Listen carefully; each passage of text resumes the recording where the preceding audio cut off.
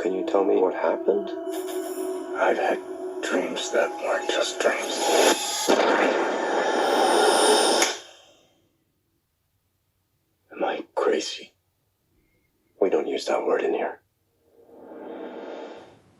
Hello everybody, welcome back to Screenstars. I'm here today to bring you my review for the 2021 science fiction action sequel, The Matrix Resurrections. The film is directed by Lana Wachowski, who returns to the franchise, and it stars, of course, Keanu Reeves, Carrie-Anne Moss, Yahya Abdul-Mateen II, Jonathan Groff, Jessica Henwick, Neil Patrick Harris, Jada Pinkett Smith, and Christina Ricci. Now we're here again, The Matrix. The last Matrix film happened a long time ago, Matrix 3. Who thought this franchise would ever come back? But we are here once again. And I'll give you a little bit of an outline of the story here. But I'm not going to go into too many spoilers. Keanu Reeves' character, Neo, it would appear in the beginning of this film, is back in The Matrix. They've kind of made him think that he is a games designer, and he designed the 3 Matrix games, mega popular video games, and that's how it covers that, if you like. It looks like he's being kept on like a short leash in the Matrix. He comes to discover once again his true self, and also wants to free Trinity at the same time, while obviously trying to break free of the Matrix. Right, what are my thoughts on The Matrix Resurrections? Well, this one seems to be dividing people, doesn't it? I've seen some fairly positive reviews of this one, and I've seen some absolutely damning reviews of this one. I don't watch a lot of reviews on IGN these days, because let's be honest, it's IGN. But I saw their review of The Matrix Resurrections, and they gave it a 4 out of 10, and they call it laughingly bad, or something like that. I'm sorry, IGN. I mean, you're crap anyway, but you're way off base there. Well, I don't think this film is in any way, shape or form film of the year material, and I certainly don't think it's, anything mind-blowing or anything like that.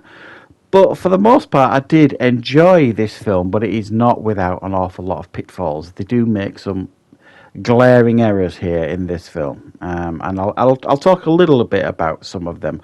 But I want to talk about some of the things that I did enjoy about this film. I thought, obviously, Keanu Reeves and Carrie-Anne Moss I thought were great. They still got good chemistry. They both shine on the screen, and I thought they both did well with their characters here.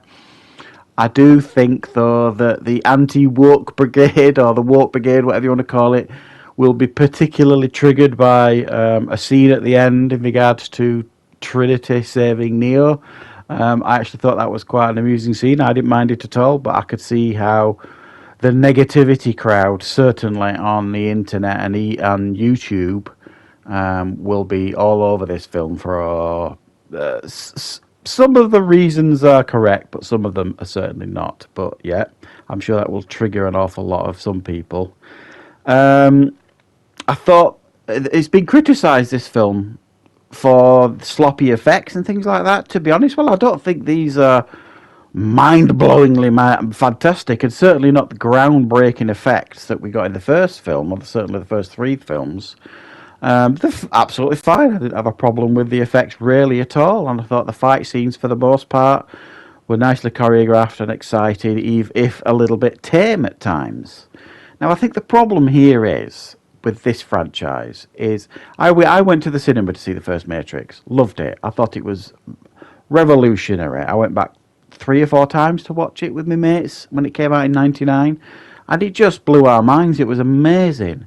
And then it was quite clear that they ran out of ideas after the first film. And the second and third film, while were certainly watchable, they just got more and more confused and convoluted, and just got very, very messy. I think that's fair to say. And the second and third Matrix film are not held in high esteem at all. Only the first Matrix. So I'm not really sure what people expected from this one. They had to carry on the story from the second and third films. That it was messy and convoluted anyway. And I think what they did here was probably one of the only things they could have done. in regards to like making Neo this games designer and things like that. I mean, it got a bit meta, which I think was probably a mistake. You know, they kept referencing the other movies and them being games, and they kept talking about, you know, sequels being rubbish and all this kind of stuff. And you just kind of think, I don't think the film needed that, and I thought that was fairly lazy writing, because we see that a lot now in movies. It didn't need it, it really didn't. But, you know, for the most part, I was okay with this film, but it didn't blow me away in any way, shape or form. But I was certainly entertained. Now, I do think this film, the first half of this film, I enjoyed far more than the second half. I thought it followed a nice path that you could follow, even though you might not have agreed with everything that you saw in the first half of the film. And then the second half of the film, it becomes very much like The Matrix 2 and Matrix 3, and becomes a bit of a messy, convoluted thing that was just all over the place in regards to characters and what they were doing. I thought the return of Agent Smith and Morpheus was handled well for the most part, even though what they did with Agent Smith at the end didn't make sense, and I wasn't really sure. There's a twist with Agent Smith at the end, and I'm like, okay, that's great, explain yourself. But he never does. Maybe they're hoping this is going to turn into more sequels, who knows. Trinity, yeah, I thought Trinity had a decent character arc. I also suspect that the Trinity arc was originally the Neo arc in this film, but I think they realised that the audience members wouldn't stand for that. The fact that it wouldn't be in the film enough, but it probably would have made a better film. The Trinity arc in this film, whereas Neo spends the whole film trying to wake her up, basically, and get her back, and then when she comes back, she becomes this, you know, equal to a large degree of Neo. I suspect, probably the film would have been better with Neo in that arc, but the audience members again would have been triggered because he wouldn't have been in it enough. But it would have made more sense, I think, to the franchise.